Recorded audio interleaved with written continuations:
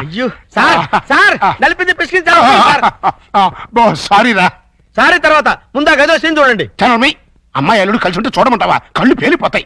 వాళ్ళేదో కింద మీద పడుతూ ఉంటారు. కింద మీద పెడితే పర్వాలేదు, కింద ఒకళ్ళు మీద ఒకళ్ళు పడ్డారు. రెండు చూపిస్తాను.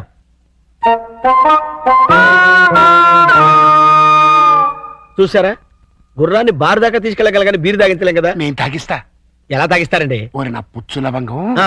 2 ఇళ్ళని ఒకే ఇల్లు చేసామా? చేసాం. 2 బెడ్రూమ్లు ఒకే బెడ్రూమ్ చేసాం. చేసాం. అలాగే 2 పక్కల్ని ఒకే పక్క చేస్తాం. భర్తపై అనుమానంతో విడాకులు తీసుకున్న అంబిక. ఏమండి, నేను ఏమన్నా అంటే అన్నా ఉంటారు కానీ అనుమానంతో విడాకులు తీసుకుంటారని ఎవరైనా? ఏంటో అదేంటి అల్లుడు, బట్టలు నువ్వు తీసుకెళ్తున్నావు. ఉతకడానికి ఏమోనండి. నువ్వు బట్టలు ఉతకడం ఏంటి అల్లుడు?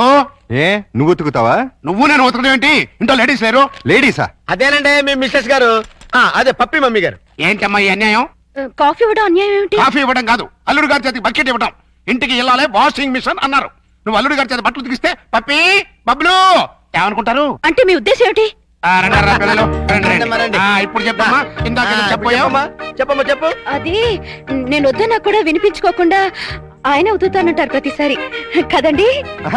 అవును. అంటే అల్లుడు గారికి నీ మీద బోళ్ళంత లవ్వు, నిన్ను కష్టపెట్టే ఇష్టం లేక అలా అంటూ ఉంటాడు కదా అల్లుడు? అవును మావయ్య. తీసుకెళ్ళుకో. అలాగే ఉతుకుతాను. ఈ లోపు మీరు అన్నం కూర వండేసేయండి. ఏమిటమ్మా ఈ అన్యాయం? సారీ చూసుకోలేదు. వాళ్ళ గురించి కాదు, ప్రతి ఏ ప్రత్యక్ష దైవం నమ్మేటువంటి హిందూ సాంప్రదాయంలో పుట్టి అదితో వంట చేస్తావా? అది కదా పిల్లలు అసలు ఏంటంటే ఇప్పుడు వాళ్ళతో పనే ఉంది. పాపం అన్ని పనులు తనే చేస్తే ఇబ్బంది అని నేనే. పైగా సీఎం గారు ఏమంటున్నారు? శ్రమదానం చేయండి, శ్రమదానం చేయండి అంటున్నారు. అందుకే నేను శ్రమదానం చేస్తున్నాను. మీకంతగా శ్రమదానం చేయాలని ఉంటే కూరగాయల మార్కెట్కి వెళ్ళి కూర కొనుక్కురా, సూపర్ మార్కెట్కి వెళ్ళి సరుకులు పట్టరా, ఫ్లవర్ మార్కెట్కి వెళ్ళి అమ్మాయికి పూలు తీసుకురా. అది కాదు మావయ్య. అది కదా పిల్లలు.